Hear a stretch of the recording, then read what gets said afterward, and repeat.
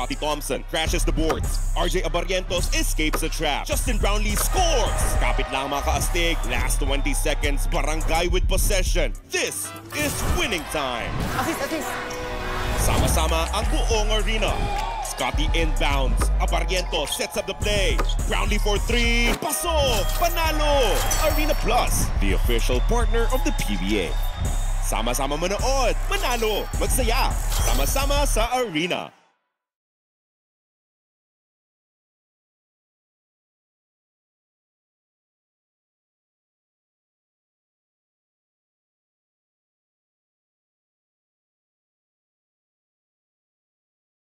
Nagbibigay saya. Huwag mong sabihin radyo, sabihin mo energy. Pangga, energy kaibigan mo.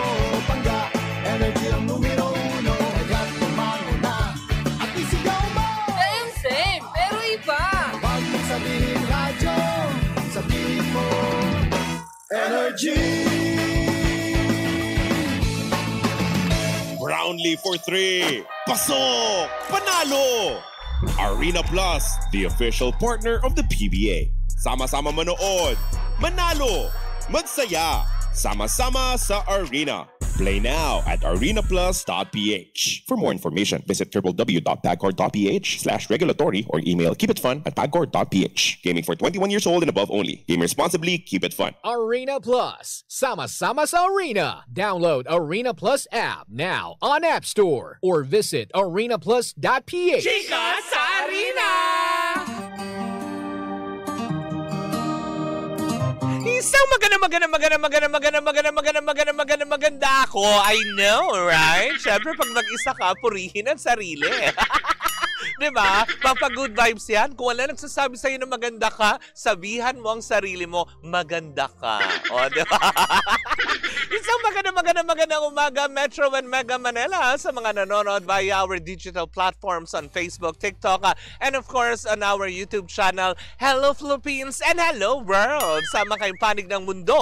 Ako po si Kapitana Sisa, sa ngalan ng aking partner, si Tita Cora, na ngayon ay nagpapahinga. Oo. Kasi nga naman, namaga ka niya lalamunan. Kasi nga kahapon may ay chika, ginanong ko, jug. Gano? Ginugug ko, gano. Get well soon, mare. At eto na ang chika sa Arena. Hatid yan sa atin ang Arena Plus, astig sa sports.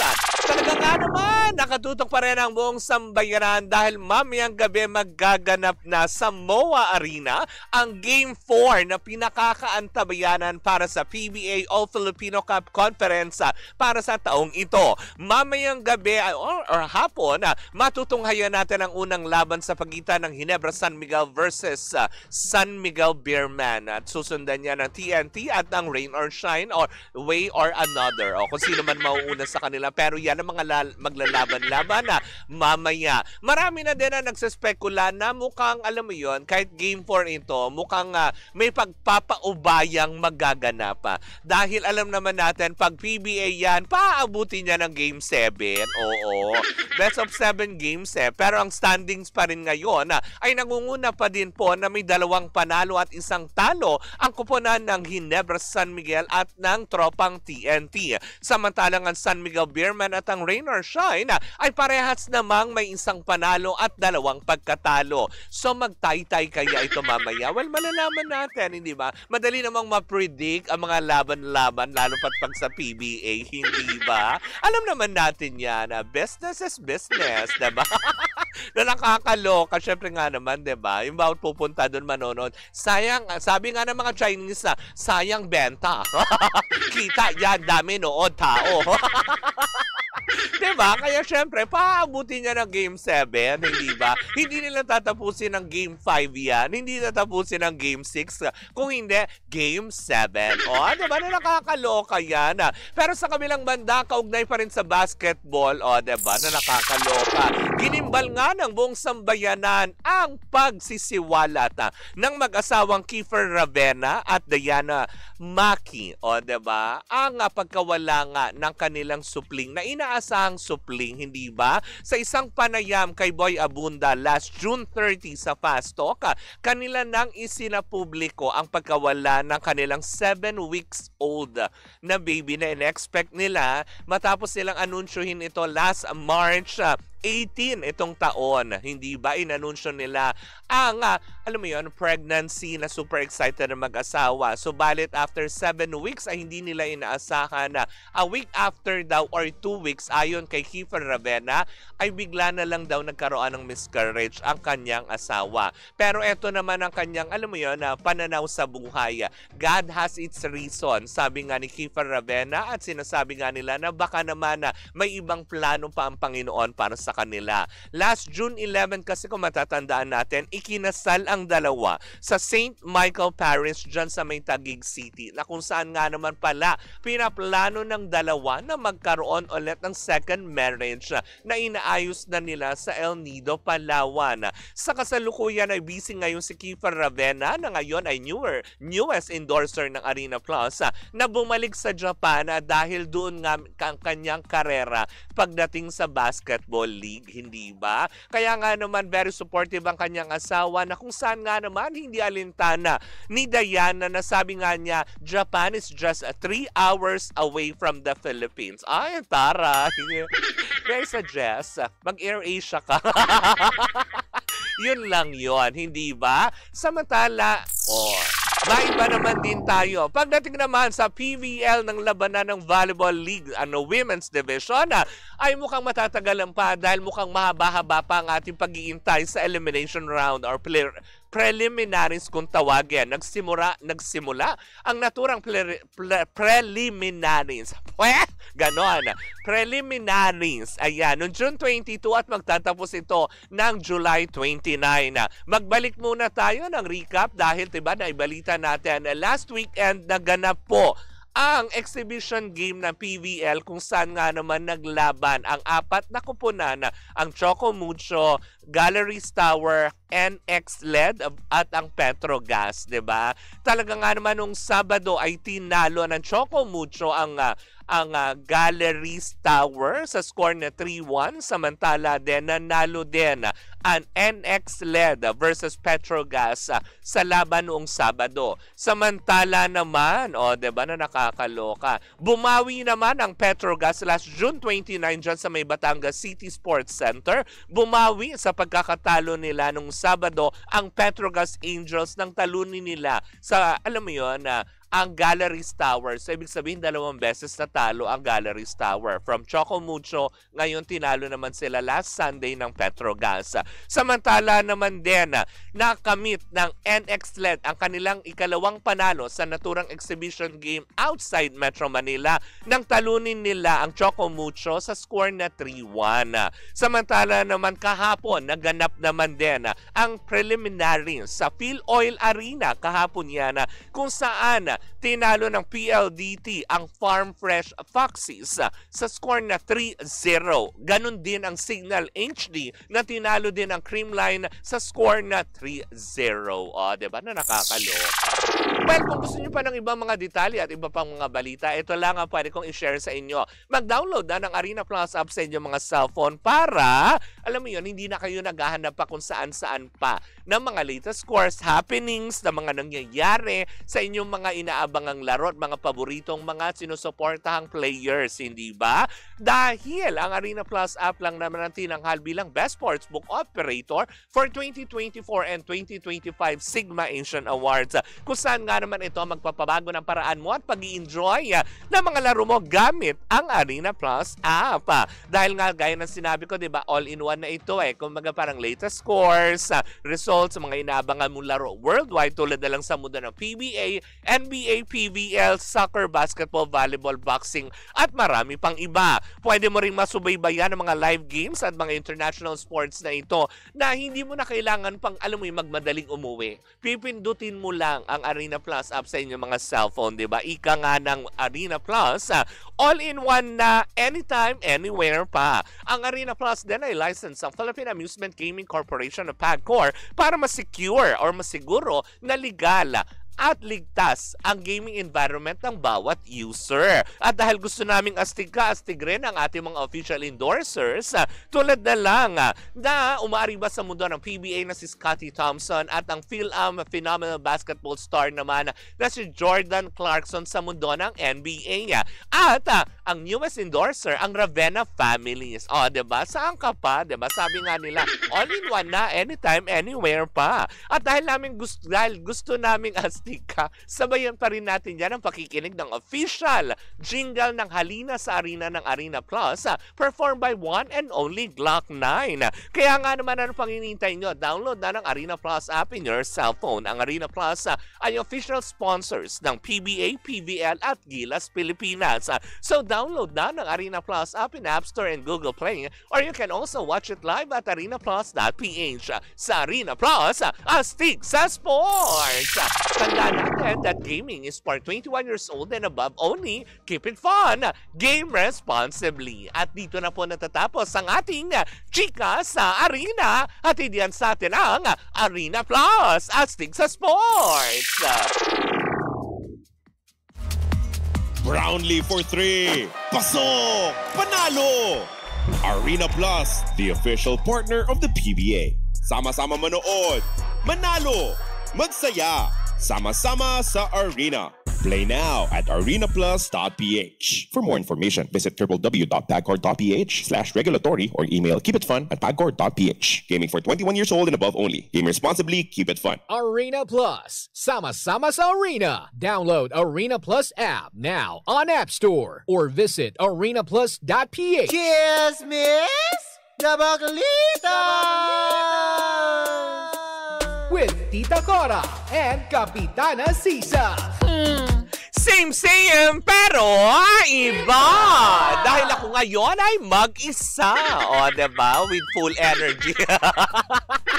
Hello pa rin po sa inyong lahat, hindi ba? Sa ngalan ng aking partner na si Tita Cora, ako po si Kapitana Sisa. At eto na ang Baklita sa Boo! Ay, kaya. Sige, push natin yan, hindi ba? Dahil, alam mo yun, matapos ang ilang araw, medyo ang aking, alam mo yun, daluyan. Wow! Daluyan! Ano naman ang daluyan ng aking boses? Eh, medyo, alam mo yun, umiigi na. Oo, dahil nga over the weekend, ang dami nating ganap. At syempre, dahil tayo ay tao lamang. O, diba? Nagsasara din pala ang lagusan. Ang dating malawak na lagusan, ngayon makipot na. Makipot! Gusto mo yun? But anyways, magandang umaga, Metro and Mega Manila. Hindi ba? Talaga nga naman papalit-palit kasi ang panahon ngayon. Kaya ang daming may sipon, ang daming may ubo. Hindi ba? Dapat lagi kayo nagba-vitamins, diba? Kung hindi naman, diba? Ang gamot naman din dyan, panlaban, para lumakas ang ating immune system, matulog kayo at least 6 hours a day. Huwag natigilan nyo na kakapuyat ng, alam mo yun, pinupuyat ka, hindi ka naman ginawa. O, diba? Sakit. No, nakakaloka yan, hindi ba? Ayan, at syempre open na po ang ating, of course, ang ating digital platforms on Facebook, TikTok, and of course, on YouTube channel, ang ating mga confidential fans. Hello po sa inyong lahat dyan. Hello din po kay Chair Lala Soto. Chair Lala Soto. Hindi pala, sorry. Thank you. Iba yung pasabog mo. Sorry. Amin na lang po yun. Thank you so much, Chair Lala Soto. Diba? Na nakakaloka. But anyways, hello kay John Paul Remodo. O, diba? Talaga nagpapa-shout out. Missing hour. Pops me royal. Sabi ni Mario Palmera. Oo, nagpapagaling.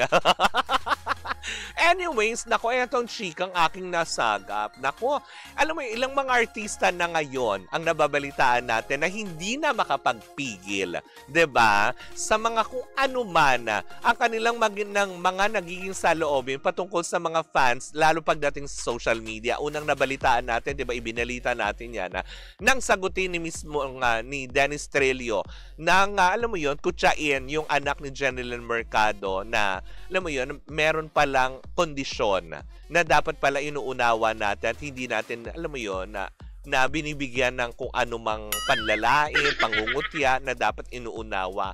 Eto na sa pangalawang ipagkakataon, Ann Curtis hindi napigilang uminit ang ulo sa isang fan matapos kasing questionin kung bakit nga daw siya ang nakakuha bilang best female host of the or female TV host of the year sa katatapos lamang ng Guillermo Foundation na box office awards night, hindi ba? Kung saan nga naman, hindi ba? Etong si Jared Safra, pasikatin natin siya. Siya ang nagkomento na Filipino awards are weird. The one who always absent got an award. It just led led to interpretation, kemerut, diba? Na kung saan nga naman hindi napigilan ni Ann Curtis sa sagutin itong basher na ito na alam mo yon na kung sino pa daw yung laging absent, siya pa yung nabigyan ng award. Sinagot ito kaagad ni Ann Curtis ng walang patumanggi na kung saan na sinabi niyang FYI this was based on last year. Last year kasi ito pinagbasihan at hindi this year. Aminado naman din ang actress TV host na talagang marami siya mga engagements kung kaya't nga naman para, alam mo yun, hindi maiwasan na hindi siya maka-attend or makapasok sa showtime, hindi ba? Hindi lang naman din siya yung artista na madalas na nawawala, halos lahat na sila, diba? Pag may mga kanya-kanyang engagements, diba? Pero hindi naman ibig sabihin doon na umabsent siya. Nagliliwaliw siya, nagbabakasyon siya dahil, diba, ang bawat pagkawala niya sa showtime ay meron din namang trabahong nakaakibat yun na kailangan din nilang gawin. Diba na nakakaloka it is? Kaya nga naman maraming tao nagsasabi na parang tipong go Josa, diba? For the first time kasi uminit ang ulo niya na parang tipong talaga ba? Ito yung i-comment, diba? Hindi na rin natin mapigilan ng mga tao. Maski naman dito, diba? Sa Energy FM, ang daming basher, diba? Pero sige lang, go. Kung inaakala nyong naapektuhan po kami, huwag kayong mag-alala. Hindi namin binabasa. May admin na po kaming bahala doon, diba? Carry boom boom lang. Kasi diba, na tipong part din naman kayo ng sirkulasyon. Pero minsan kasi, you are going beyond your limits, diba? Kung mga you are crossing the lines. Parang yung nangyari kay Matet De Leon, diba? Na naghahanap buhay yung tao. Tapos magko-comment kayo na kasi Hodang, ay kasi mga paano na? Kasi mga parang mga ganun yata yung comment na wala nang project kaya nagtitinda. Yung mga ganun yata na hindi nakayanan na parang tipong nadamay pa nga ang late superstar na si Miss Nora Honor na kung saan nga naman hindi rin kinaya ni Matet De Leon at nag-breakdown siya during her live selling. Diba? Totoo naman Diba? Kung walang project, gagawa ka ng paraan. Para din yang si Ann Curtis, diba? Malamang na surprise din naman siya nung gawaran siya, 'di ba, ng Guillermo Memorial Foundation. Pero hindi rin naman niya in-expect yan na deserve ko yan. Kasi para kay Ann, deserve ng lahat magkaroon at alam mo 'yon, ma-recognize as TV host ng parte ng Showtime. Hindi naman niya inaako yan na hindi magaling akong host, akin lang ito, hindi. Kasi saan ba siya nakilala? Sa Showtime. 'Di ba? So ang papapurihan natin diyan is yung Showtime, hindi si Ann bilang magaling na TV host. Kung hindi, parte siya ng Showtime. 'Di ba? Na kumbaga kung ano mang parangal na nakuha ni Ann, yun din ang parangal na na-achieve ng Showtime kasi parte siya noon. 'Di ba? Na kung pwede nga lang din niyang i-share kay Karil ito Pero of all the people naman, 'di ba? Si Karil, ba't din niyo ba i-compare kay Chang Ami? Kung host lang din naman at host, hindi ba? Dapat bigyan natin ng parangal yung mga veterana na, yung mga batikan na. Pagdating sa pag-TV host, batikang actress, di ba? Yung mga ganyang aspeto. Bakit naman kay Karil? Nakakaloka kaya. Kaya tuloy ang Ann Curtis nag-init ang ulo, 'di ba? Pero sinundan naman niya yan ang kanyang mga tweet sa kanyang X account na sinabi nga niya na hindi naman niya kailangan na mag-init na ang ulo dahil may showtime siya na kailangan attendan na pampang-good vibes din naman sa kanya.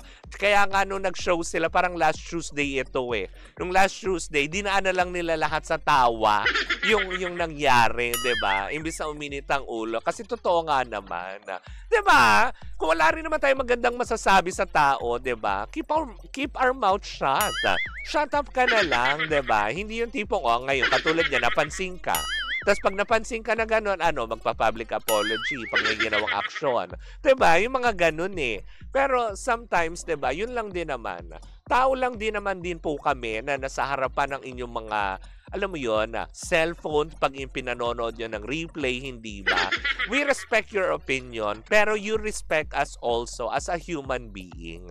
Diba? Hindi ibig sabihin na napapanood nyo ganyan, libre kayo, malaya kayo magbigay ng komento tulad na lang kay Ann Curtis, diba? Hindi ibig sabihin nun, hindi siya nasasaktan.